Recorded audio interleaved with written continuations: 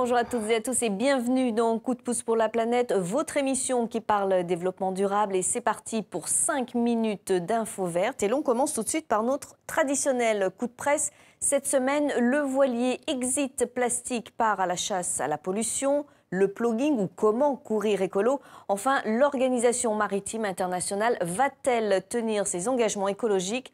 Tour d'horizon de la presse avec Gwenaëlle Le Gall. Sur la Méditerranée, mais pas pour faire du tourisme. L'expédition Exit Plastique part en mission pour sensibiliser les jeunes et les touristes à la pollution.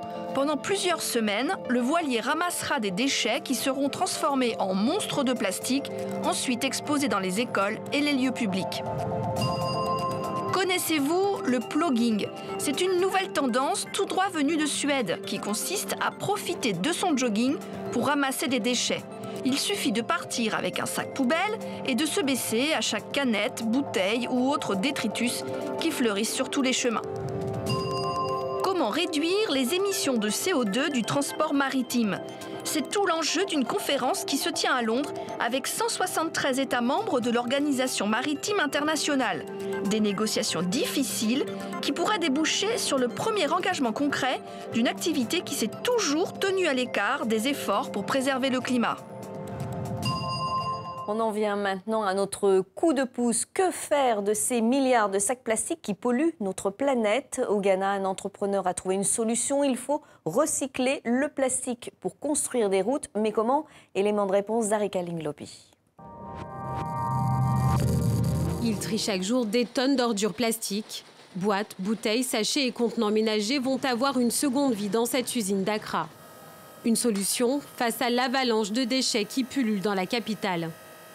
Le plastique, une fois recyclé, sera utilisé en revêtement pour les routes. C'est l'idée de cet ingénieur ghanéen. Nous achetons tout type de plastique qui viennent des environs. Nous les écrasons, les lavons, puis nous mélangeons avec du sable. Ensuite, le mélange sera fondu dans un moule. Nous pressons avec une presse hydraulique et on obtient un pavé comme celui-ci. Une fois secs, les pavés sont alors installés sur les routes.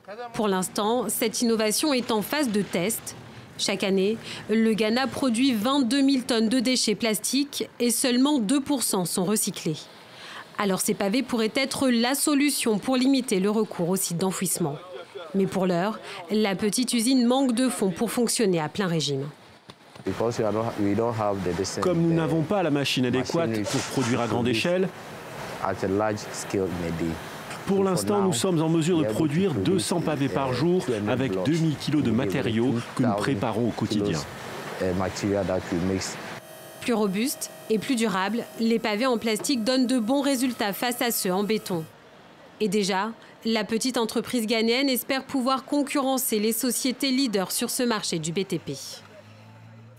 Notre carton rouge cette semaine s'adresse à certains d'entre nous. Les pollueurs des plages, des chercheurs de l'Université de Genève ont passé à la loupe des déchets plastiques collectés sur les plages du lac Léman. Et le constat est alarmant. La présence d'éléments dangereux comme le mercure, le plomb et le cadmium a été détectée dans des concentrations parfois très élevées au-dessus du seuil maximum autorisé par la législation européenne.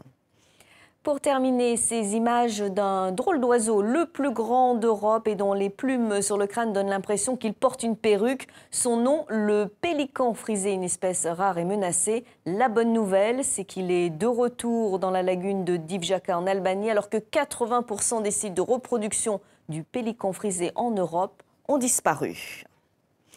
Et c'est la fin de votre magazine Coup de pouce pour la planète. Rendez-vous la semaine prochaine. D'ici là, prenez soin de la planète, elle le mérite.